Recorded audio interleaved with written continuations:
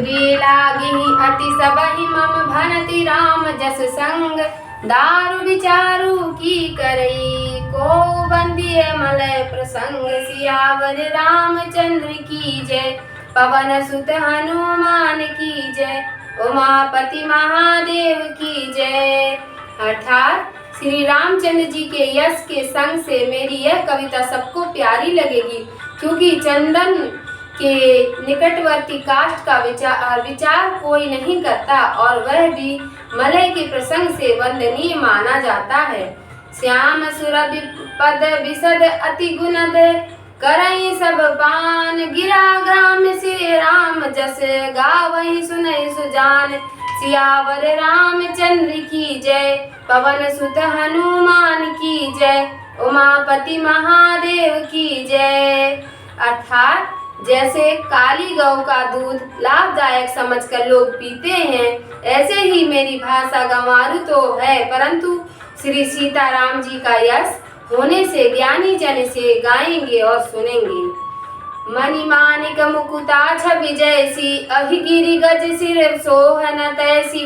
निप किरीट तरुणी तरुआ पाई, नह लहहि सकल शोभाधिकाई। अर्थात मणिमाणिक और मुक्ता की जैसी शोभा है, वैसी सर्प पर्वत और हाथी के मस्तक पर नहीं होती, किंतु यह सब राजा के मुकुट और तरुणी स्त्री के शरीर पर अधिक शोभा पाते हैं।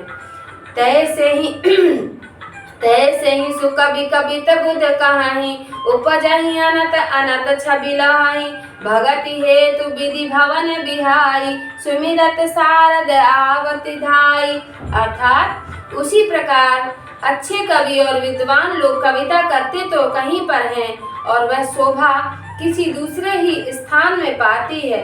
जब भक्त अपनी कविता के लिए श्री सरस्वती जी का स्मरण करता है, तब वह भक्ति के कारण ब्रह्मा जी के घर ब्रह्मलोक को छोड़कर दौड़ी हुई चली आती हैं। रामचरित्र सर बिनो अनहवाए, सो श्रम जाए न कोटि उपाय। कवि कोविद अस हृदय विचारी, गावहि हरि जस कलिमल हारी।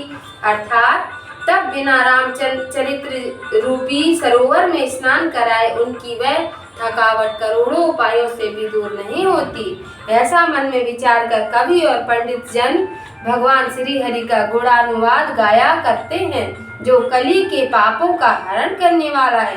कीन्हे प्राकत जन गुण गाना, सिर धुनि गिरा लगत पछिताना। हृदय सिंधु मति सीप समाना, स्वाति शारदा कहाई सुजाना। अर्थात उस समय जब कोई प्राकृत मनुष्य का गुणगान करने लगते हैं, तब सरस्वती सिर धुनकर पछताने लगती हैं। विद्वान लोग कहते हैं कि बिना सरस्वती की कृपा के कविता की रचना नहीं होती, क्योंकि हृदय समुद्र है, उसमें बुद्धि सीप के समान है और सरस्वती स्वाति नक्षत्र है। जो बर सही बर बारी विचारू, मोहि कविता मुकुता मणि चारू।